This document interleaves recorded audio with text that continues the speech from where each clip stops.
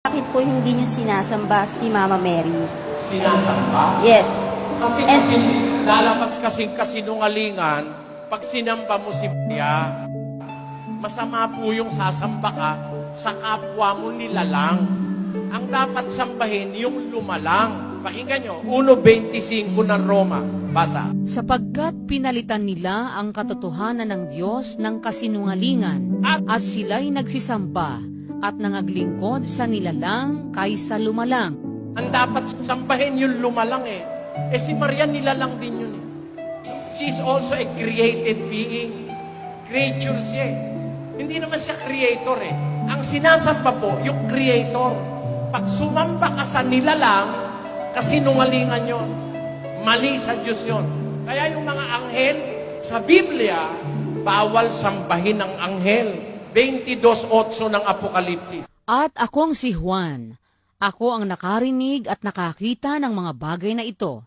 At ng aking marinig at makita, ay nagpatira pa ako upang sumamba sa harapan ng anghel na nagpakita sa akin ng mga bagay na ito. At sinasabi niya sa akin, ingatan mong huwag gawin yan.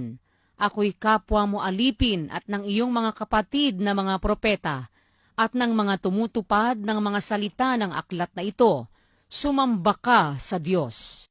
Anghel na yan, ayaw pasamba. Sasamba si Juan eh. Nagpatira pa siya. Huwag mong gawin yan.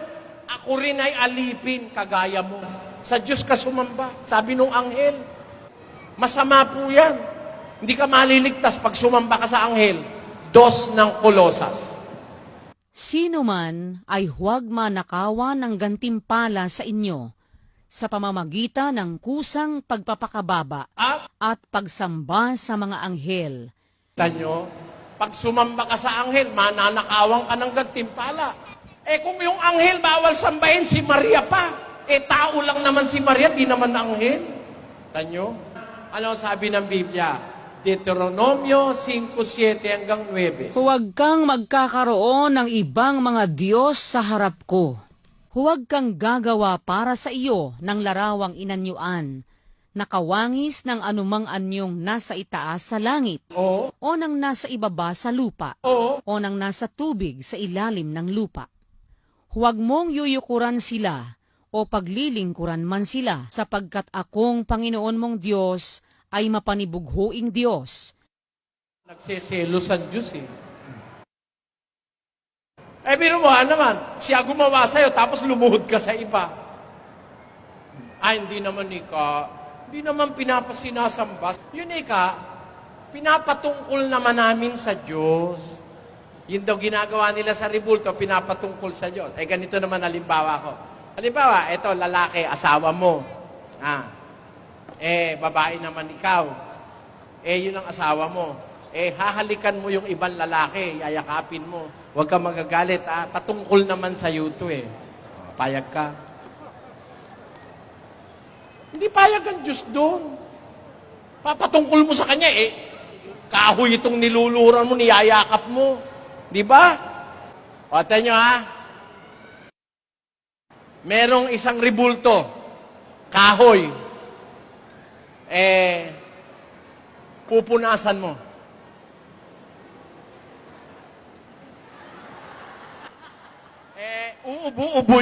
Uubo-ubo yung nauna, may nakapila, susunod siya. Baka may TV, no? Sabi nung susunod,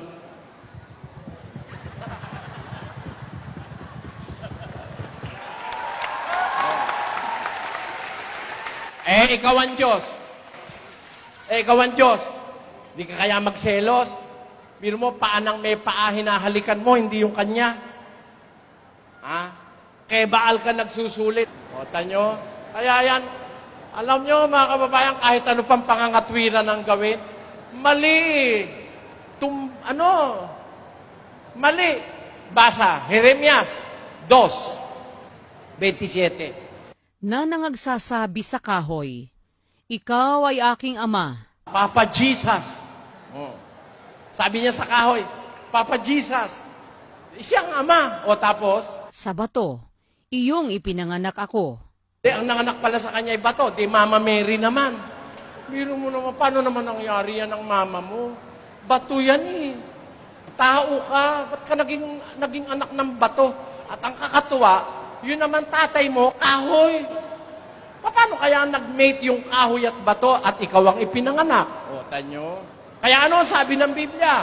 Pakinggan nyo sa Habakuk 2:18. Anong napapakinabang ng larawang inanyuan?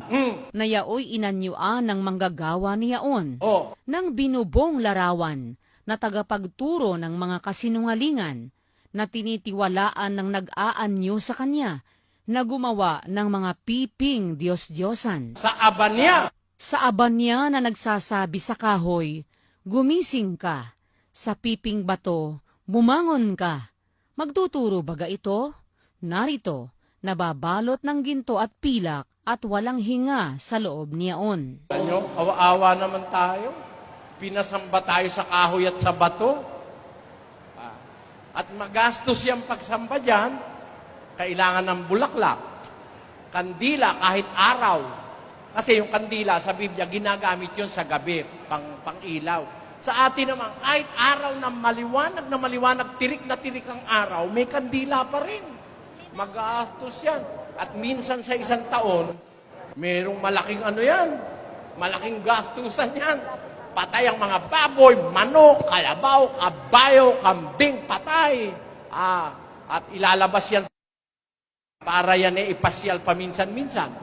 Kailangan ipasyal, di naman nakakalakad kasi yun Pakinggan nyo sa Jeremias 10, versikulo 2. Basa. Ganito ang sabi ng Panginoon, huwag kayong matuto ng lakad ng mga bansa. Ano ba yung ginagawa ng mga bansa na huwag matutunan ng lingkod ng Diyos? 3. Sapagkat ang mga kaugalian ng mga bayan ay walang kabuluhan. Bakit? Sapagkat may pumuputol ng punong kahoy sa gubat na siyang gawa ng mga kamay ng manggagawa sa pamamagitan ng palakol.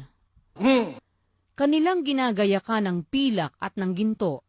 Kanilang ikinakapit ng mga pako at ng mga pamukpok upang huwag makilos.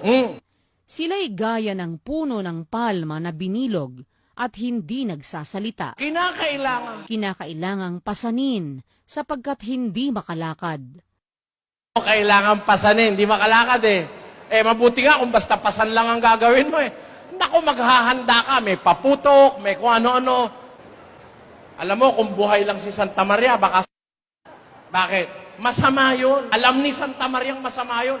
Nasambahin ng tao. Ang mga apostol, ayaw pasamba. Nung buhay sila, naghihimala sila, no? Bumubuhay sila ng patay. Nung makita ng mga tao naghimala sila, gusto silang sambahin. Nagdala ng mga bulaklak at mga regalo. Nagalit ang mga apostol. 14 ng gawa. Pakinggan nyo. At tinawag nilang Jupiter si Bernabe at Mercurio si Pablo, sapagkat siya ang pangulong tagapagsalita. At ang saserdote ni Jupiter, na ang kanyang templo ay nasa harap ng bayan, ay nagdala ng mga bakat, mga putong na bulaklak sa mga pintuang daan, at ibig maghain kasama ng mga karamihan. Tingnan nyo, gusto nilang maghain kay Pablo at kay Bernabe na apostol. Maghahain sila ng mga bulaklak at mga baka pa. Tapos ano nangyari? Datapwat nang marinig ito ng mga apostol na si Bernabe at si Pablo ay hinapak nila ang kanilang mga damit at nagsipanakbo sa gitna ng karamihan na nagsisigaw at nagsisipagsabi, mga Ginoo, bakit ninyo ginagawa ang mga bagay na ito? Kami mga tao ring may mga karamdamang gaya ninyo. Kita nyo, ba't nyo ginagawa yan? Ba't nyo kami sasambahin? Ba't kayo maghahain sa amin ng bulaklak? Kami tao rin na may karamdamang gaya nyo. Nakita nyo? Pumapayag ba yung mga talagang apostol na sila'y sambahin? Hindi. Yung anghel, pumayag bang sambahin? Hindi rin. Etong kahoy, payag siya. Bakit? Hindi naman siya makakatutol kaya ano gawin mo? Pakialam ko sa'yo. Nakaganon yun. Wala naman pakiramdam yun tututol ba yun? Nako mga kababayan, panahon na. Tingnan ninyo wala tayong ginawa kundi sumamba na sumamba, linggo-linggo. Nagbago ba tayo? Pakinggan nyo. Galacia 4:8-9. Basa. Gayunman, ng panahong yaon, sa hindi ninyo pagkakilala sa Diyos, Oh, kayo'y nasa pagkaalipin ng sa katutubo ay hindi mga Diyos.